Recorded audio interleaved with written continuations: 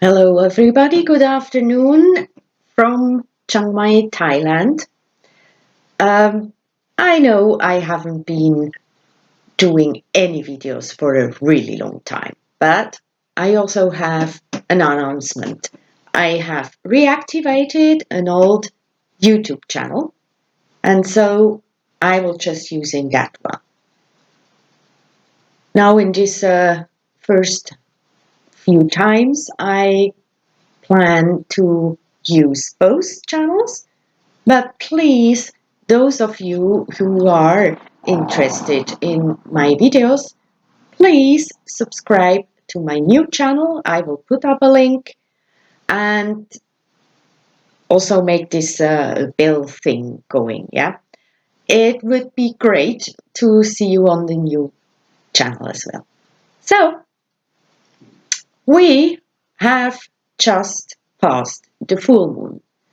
This full moon, for those of you who have read my blog post, you know it wasn't as spectacular. It looked pretty nice, yeah. I made some nice photos actually in the time, but astrologically it wasn't so intense. Some aspects, yes, some moves that are happening now slowly, just kind of moving towards the solstice in big steps. So we have since, what was that, March, April, or even earlier, it started that we had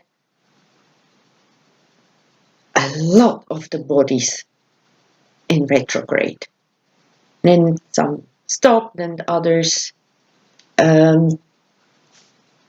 also went retrograde. So it was coming and going with cycles. All kind of cycles. All of them started new cycles with Earth, but they also started new cycles with each other. Especially that big stellium that has been with us for the whole year. Like Pluto, Jupiter, Saturn, Pallas, Chariklo. We were always there and very close. We were like conjunct and then a little bit out and then conjunct again and so on. So their actual synods, their actual cycles between each other, we can see the moment that happens in the heliocentric charts. Because they go around the sun, it's easier to spot that moment, or actually mathematically and geometrically, you have to look at it from the center, from the sun. And then around that time, sometimes a bit later, sometimes even a bit earlier, there is a geocentric conjunction, and sometimes more than one, as we had this year with some of these planets. They, due to the retrogrades, came back and forth and met again. And during the solstice, we will have the last of these major geocentric conjunctions between Jupiter and Saturn. Jupiter and Saturn are the two societal planets. Oftentimes, Saturn is called bad or difficult or kind of negative attributes to it, because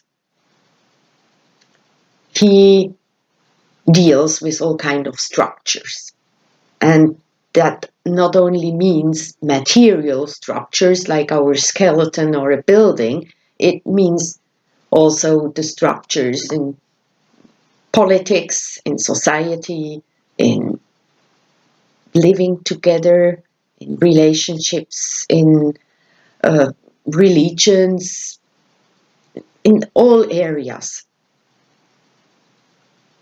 And when these structures, also of our own belief system,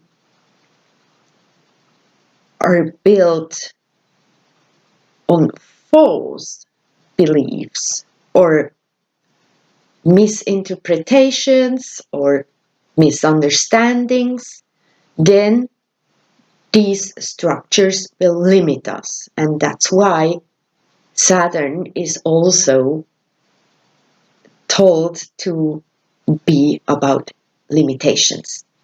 That's where it comes from. But it's only when there is problem within it. On the other side, Saturn actually wants to mature.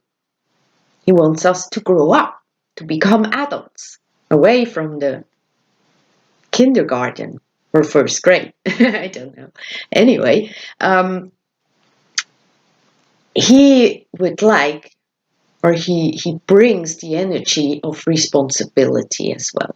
It's responsibility for ourselves, that we know that we create our environment, our life. It's we do that when our souls are creating feelings or emotions, and when we then react instead of acting, which means to have a real thought process and maybe stepping back a little bit and look at it and what is going on, and why do I feel this way? Why do I think this way? Why do I this or that? Wait a minute, take some time, maybe, as we say in Switzerland, sleep over it. Then you may have a little bit of distance and can act instead of react. So, you see, this is all not so bad, right? Jupiter, he expands, he just wants to grow, he just, everything becomes big. And so he is also about big dreams, big ideals, everything big, also to have a higher viewpoint, like this stepping back a bit and then see the broader, wider picture. So the two, as you see, they work pretty good together, right?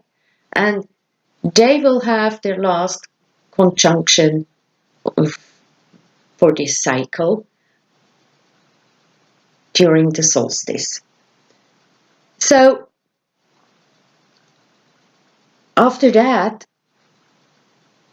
there will only be a few minor things happening. Yeah, maybe not only. There's also the squares to Uranus. But other than that, we will come into a bit more calm time next year.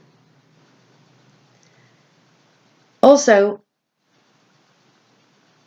Saturn and Jupiter, they have been going through Sagittarius, which is kind of the home of Jupiter, so it means a similar energy, a similar archetype.